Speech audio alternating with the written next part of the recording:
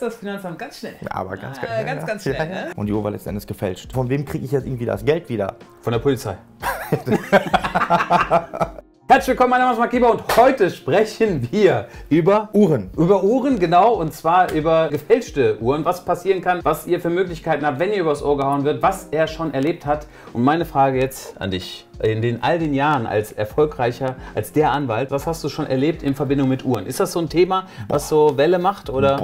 Boah, und wie? Also dann neben einmal der Tatsache, dass diese Uhren häufig Motivation für Straftaten sind, habe ich natürlich auch schon alles überlebt, was Betrügereien angeht, geklaute Uhren angeht, gefälschte Uhren angeht, also gerade Betrugsstraftaten mit, hör mal hier, die Uhr ist original oder gib mir ein Darlehen, du kriegst meine originale Uhr als Pfand, dafür kriege ich jetzt 20.000 Euro von dir und die Uhr war letztendlich gefälscht. Alles war dabei. Okay, und was sind so die häufigsten Themen, wo du jetzt sagen würdest, pass auf, Privatleute, die jetzt hier zuhören, wenn euch jemand mit dieser Story kommt, dann seid auf jeden Fall auf der Hut. Was ist so die Betrugsmasche, die am besten zieht? Tatsächlich, also einmal als Darlehenssicherheit quasi, muss man wirklich sagen. Damit beginnen die besten Stories. Wenn man so gerade abends so an der Theke, man ist dann so, hör mal, ich habe hier so eine Uhr, die ist 40 mm, gib mir mal 10. Aber ich bin gerade ein bisschen knapp bei Kasse. Ja. Hör mal, ich brauche 20.000, aber hör mal, ich habe hier auch eine, Ja. keine Ahnung was, die und die Uhr und hör mal, die kriegst du bis dahin und die steigt bis dahin sogar noch an Wert und das, was an Wert steigt, kannst du sogar noch behalten als Zinsen.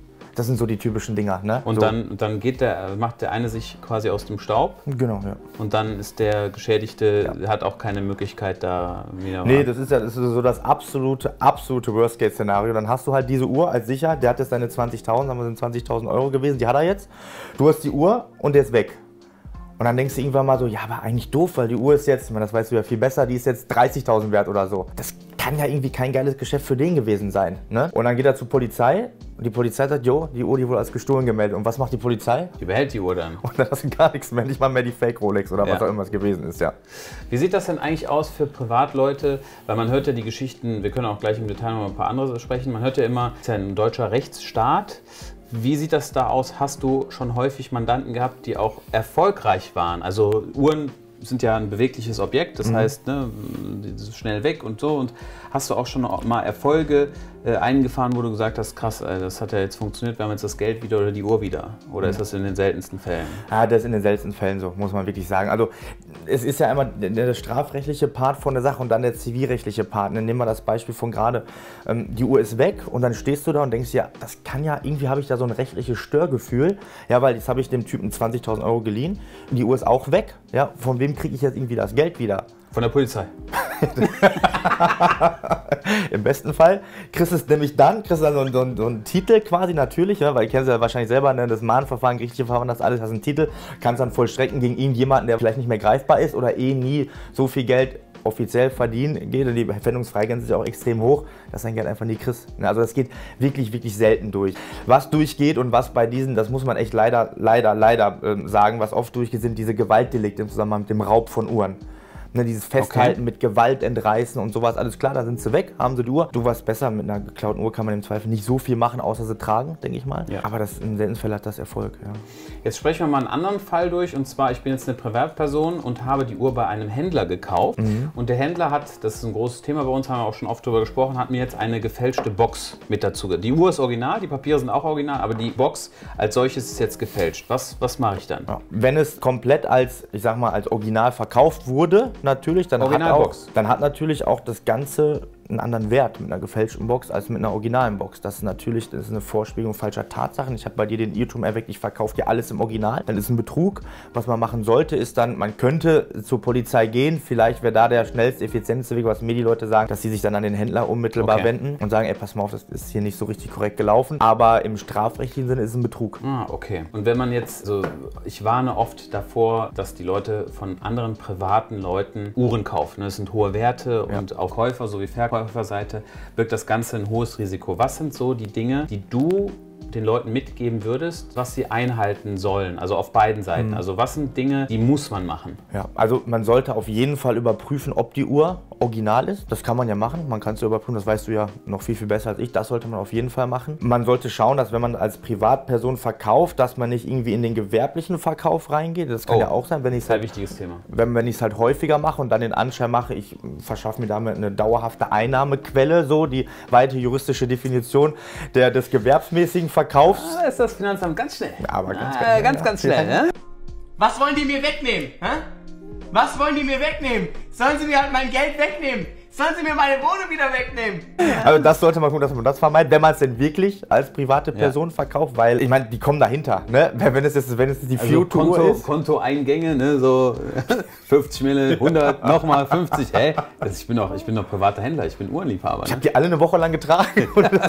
Also ne, da sollte man auf Verkäuferseite halt tatsächlich aufpassen. Dann hat man natürlich ein Problem mit dem Zahlungsfluss im Zweifel, ne? Also es ist nicht nur einmal die Sache, dass man, wenn man es gewerblich macht, irgendwie dann ein Problem mit dem Finanzamt bekommt, sondern was ich auch sehr, sehr oft hatte, nicht nur bei Uhren, sondern auch bei allen Vermögenswerten von, ich sag mal, 50 Mille, was auch immer, dass da dann Fälschungen vom Geld mit dabei ist, dass ein paar Scheine dann gefälscht sind.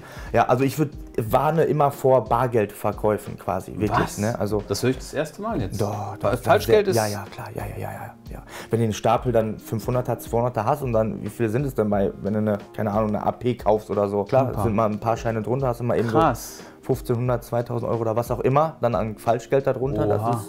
das ist mies. Boah. Also vor Bargeldverkäufen würde ich immer warnen, tatsächlich auch. Und dann wahrscheinlich Kaufvertrag? Ja, das natürlich, ja klar, das immer, klar. Das ist wie beim Auto, da gibt es ja auch einfache Muster, ne? Dafür muss man ja nicht mal zum Anwalt gehen und denen jetzt 1000 Euro geben, machen wir mal einen geilen Vertrag über die und die Uhr. Da gibt es Musterkaufverträge, die sollte man auch tatsächlich benutzen. So ein paar letzte Worte, wo du Leute darauf hinweisen würdest in Verbindung mit Uhren, wo du sagst, das sind so Themen, die man auf jeden Fall, auf die man ein Auge werfen sollte. Soll man mit den Verkaufsfällen aufpassen vor Diebstählen, ne? Trickdiebstähle. Also ey, hör mal, ich biete die jetzt da und da an, dann komme ich zu dir nach Hause und dann kommt der absolute Klassiker, ja. Kann ich mal kurz den Bart benutzen? Ne, ich war auch gerade bei dir auf der Toilette. Und dann irgendwie ja klar, kein Problem, man verwickelt in ein Gespräch und dann auf einmal, ja, hör mal, ich zahle dir schon mal ein bisschen was an oder was auch immer und dann ist ein anderer Vermögensgegenstand weg oder so. Das ist auch extrem häufig, ne? Das ist auch extrem häufig, wenn man die Leute in die eigenen vier Wände lässt und dass man dann das sind ja, klar sind Diebe, aber eigentlich Betrüger, die können es schon ziemlich gut dann in ein Gespräch verwickeln, ne?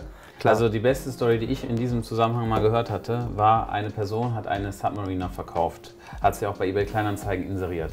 Er hatte die Uhr dann auf dem Tisch, es waren zwei Personen, die haben danach gefragt, kann ich was zu trinken haben? Ja, nehmen wir und so. Und dann saß eine Person vom Verkäuferseite noch auf dem Tisch, die haben sich aber unterhalten, die andere Person ist halt Wasser holen gegangen und dann haben die Uhr, weil die natürlich wussten, um welche Uhr es geht, haben die dann den Fake ausgetauscht. Oh, krass, ja. Haben gesagt, okay, wir würden das machen, wir müssen aber noch das Geld aus dem Auto holen und so weiter, wir gehen noch mal kurz raus, ne, rauchen ein und dann kommen wir noch mal wieder. Ja. Sind rausgegangen ins Auto, sind dann weggefahren und haben dann den Fake auf dem Tisch liegen lassen. Ja. Wahnsinn, ne? Also da machst du, wenn dir das passiert, machst du nichts, ne? Dann machst du tatsächlich nichts, ne? Die seltensten tragen ein Tattoo mit ihrem Namen auf der Stirn, dass sie nachher nachvollziehen kannst, wer es gewesen ist, aber da kommst du dann wirklich nicht mehr ran, ne? Also eine Sache, wir müssen die Uhr nicht bei mir verkaufen, verkauft sie irgendwo, aber macht schon Sinn, gerade bei den Werten, wenn wir jetzt über 10.000 Euro reden, das ist einfach eine Menge Geld. Wendet euch lieber an einen Händler, der euch das Ganze abnimmt. Und eine Sache ist auch klar, attraktiver für einen Käufer ist immer ein Händler, weil er natürlich die Gewährleistung geben muss. Ja. Und darum würde ich sagen, passt da gerne auf. Aber wir sind noch nicht fertig, denn es gibt ein zweites Video auf deinem Kanal. Genau, ja. Von daher schaut da gerne vorbei. Ich denke mal, es wird zur selben Zeit geuploadet. Ja, auf jeden Fall. Und dann würde ich erstmal sagen, vielen Dank. Sehr, sehr gerne. Und dann sehen wir uns gleich auf deinem Kanal. Bis gleich. Ciao. Ciao.